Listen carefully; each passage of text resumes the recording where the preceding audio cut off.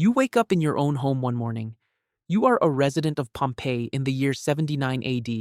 You don't know that today is the last day of your life. You don't know that 18 hours from now, a stream of gas at 300 degrees Celsius will sweep through at 300 kilometers per hour, reducing you and everyone you know to a layer of ash flat against the ground. Right now, you're drinking your breakfast water mixed with wine. You're complaining that last night's earthquake has once again knocked the dining table askew. You are one of the plaster figures that archaeologists will dig out of the volcanic. But you don't know it. No one does. That is the cruelest thing about Pompeii. It wasn't a sudden disaster, it was a death foretold for 17 years that no one understood. Your city, Pompeii, lies on the southern shore of the Bay of Naples. With a population of roughly 11,000, it was a medium-sized trading and resort city in the Roman Empire.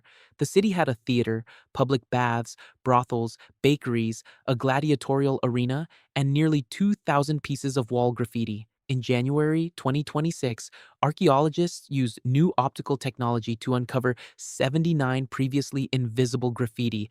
Among them were declarations of love, insults, farewells, and depictions of two gladiators fighting. One phrase, Marcus loved you, was carved into the plaster wall of a corridor. 2,000 years ago, someone etched these words into the wall with a fingernail or a key. He did not know that what he had carved was not a declaration of love, but an epitaph. Behind your city lies a mountain called Mount Vesuvius. In your time, this mountain was covered with grapevines and pine trees. Its summit was round and flat, appearing completely harmless. The people of Pompeii didn't even know it was a volcano. Its last eruption occurred sometime around 1800 BC, long before your ancestors had arrived here. So, in your cultural memory, this mountain had never erupted. It was simply a mountain. You climbed it when you were a child. You had picnics on that mountain. You never imagined that one day it would determine how you would die. But there were signs. 17 years earlier, in 62 AD, a major earthquake struck Pompeii. Half the city was destroyed, many buildings collapsed, hundreds of people died. The reconstruction work lasted for over a decade. By 79 AD, the walls of your own home still weren't fully repaired. Since the earthquake, the tremors in the area had never stopped. They occurred every few days. You had grown accustomed to them. Your plates would rattle while you ate, and your bed would shake a couple of times. To you, this is the background music of Pompeii. You don't know that this is Vesuvius clearing its throat. It cleared its throat for 17 years, and then it began to speak. August 24th. You woke up in the morning and spent most of the day in full swing. The latest geological research indicates that the volcanic eruption that day began around noon. Pliny the Younger, nephew of the famous Roman writer Pliny the Elder, witnessed the entire process from the port of Misenum, 29 kilometers away. He later wrote two letters to the historian Tacitus. These are the earliest scientific eyewitness accounts of a natural disaster in human history. He described seeing a cloud rise from the summit of Vesuvius that afternoon, shaped like a Mediterranean pine tree, a thick trunk fanning out into an umbrella-like canopy at the top.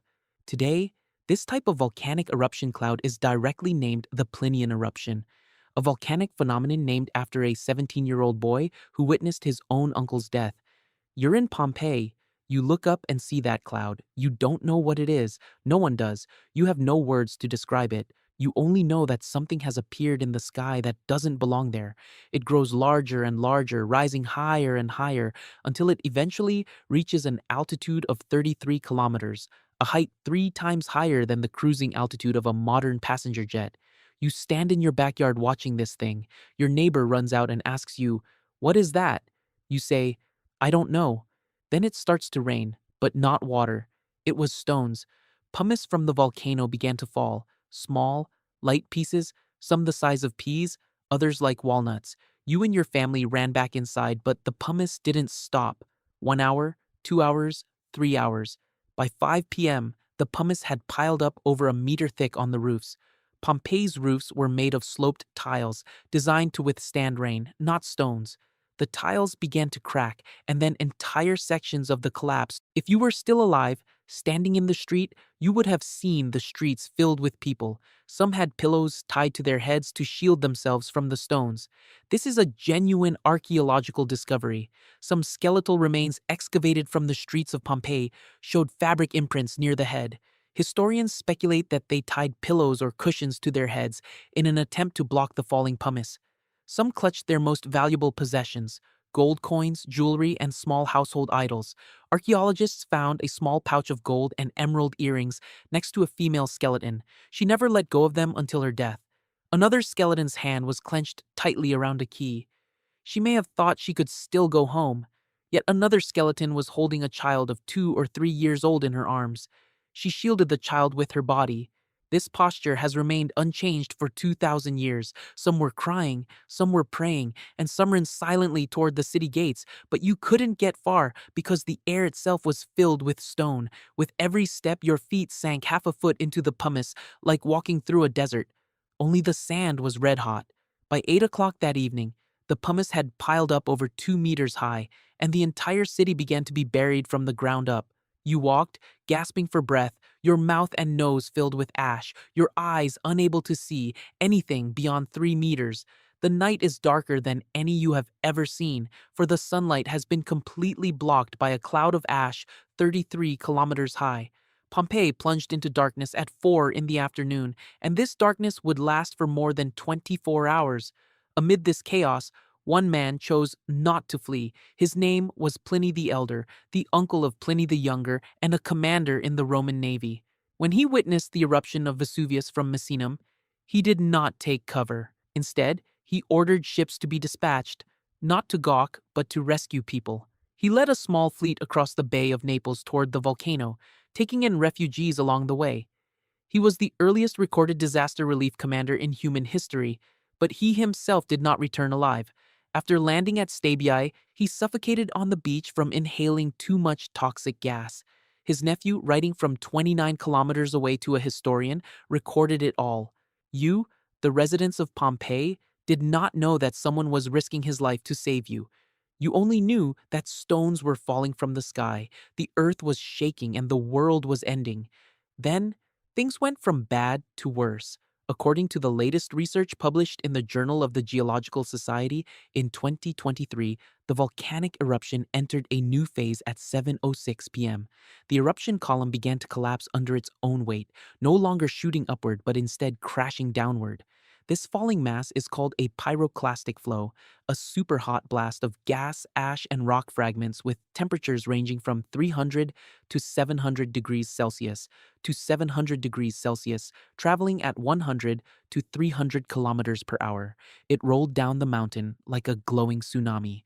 The first pyroclastic flow struck Herculaneum, another city next to Pompeii, 6 kilometers from Vesuvius. The people there died even faster than those in Pompeii. They were instantly charred to cinders. Archaeologists discovered hundreds of skeletons on the seashore of Herculaneum. They huddled together in caves by the sea, waiting for rescue ships. The rescue ships never came. The pyroclastic flow arrived. Their brains were heated to 1,000 degrees Celsius in a fraction of a second. Their skulls exploded. They died too quickly to feel fear. But Pompeii still lives. You still live. Because you were farther away. Pompeii lies 11 kilometers south of Vesuvius. The first, second, and third pyroclastic flows never reached your city. You and the surviving Pompeians hid in your homes, in basements, in corners where the door cracks were stuffed with pumice. You heard explosions in the distance. You felt the ground shake. You smelled the smell of sulfur in the air. You thought you were about to be buried, but you never imagined that the real way you would die would be another. August 25th, 7:30 a.m. The fourth pyroclastic flow erupted. This time it traveled farther than the previous three. It broke through the earlier boundaries and surged directly into Pompeii at a speed of 300 kilometers per hour. When the shockwave reached Pompeii, its temperature was still around 300 degrees Celsius, enough to cause third-degree burns over your entire body in a single second. Your skin would carbonize instantly. Your lungs would be seared. Your brain would cease functioning before your skin even felt the pain. You had no time to run. You had no time to scream. You had no time to close your eyes. Later, archaeologists poured plaster into the hollows left by human bodies in the volcanic ash, creating plaster casts that preserved the poses they held at the moment of death. Some were curled up in a fetal position, some were hugging family members, some had their hands raised to shield their faces, some were holding dogs. One cast shows a man laying on top of another man, perhaps a lover, perhaps a father and son. We don't know, nor did they know before they died, that they would become a photograph. In 2024, archaeologists discovered two skeletons at a site in Pompeii known as the House of Theseus, a man and a woman crushed by collapsing walls. The man was in his 40s, the woman in her 20s. They were found in a small bedroom hastily prepared during the disaster. Keys and coins remained on the bed. No one knows who they were, but DNA analysis suggests they were not related. One possible theory is that when the volcano began to erupt, the woman, perhaps a servant or a guest, was unable to escape her employer's home. Two strangers died together in the same bed, with no time to get to know one another, only time to share their fear. In 2025, a complete spa complex was discovered in a nobleman's private residence in Pompeii, complete with hot springs, cold pools, and steam rooms, all luxuriously appointed. The owner of that house died beside his own swimming pool. He possessed the very best that Pompeii had to offer. He had everything, except the chance to live 2 more hours. By 8 a.m. on August 25th, Pompeii had been completely buried under volcanic ash and pumice to a depth of nearly 6 meters. The entire city vanished beneath the surface. The streets were gone. The houses were gone. The people were gone. From the port of Misenum, 33 kilometers away, Pliny the Younger saw only a black cloud obscuring the entire Bay of Naples. He thought he was going to die. In a letter, he wrote these words: I felt that the world ended with me, and that I ended with the world. This is one of the most accurate descriptions of the end of the world in human history, written 2,000 years ago by a 17-year-old boy about the death of a city he had never even set foot in. Pompeii lay buried under volcanic ash for 1,700 years until its rediscovery in 1748.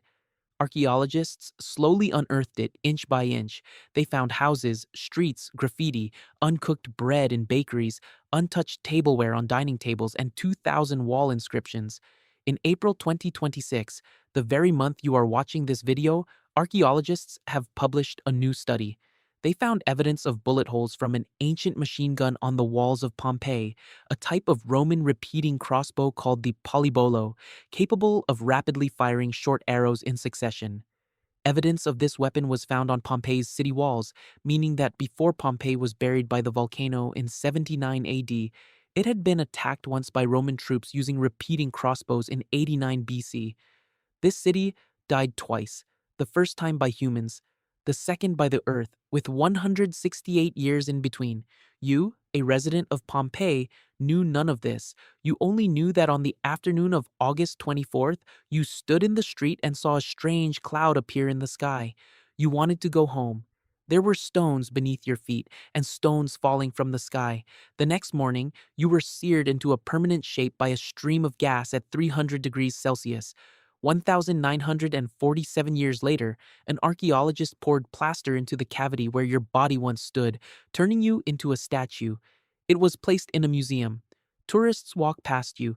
Some take photos, some make faces. No one knows your name. The label on your statue reads number 37. You were once a person with a name. Now you are a number.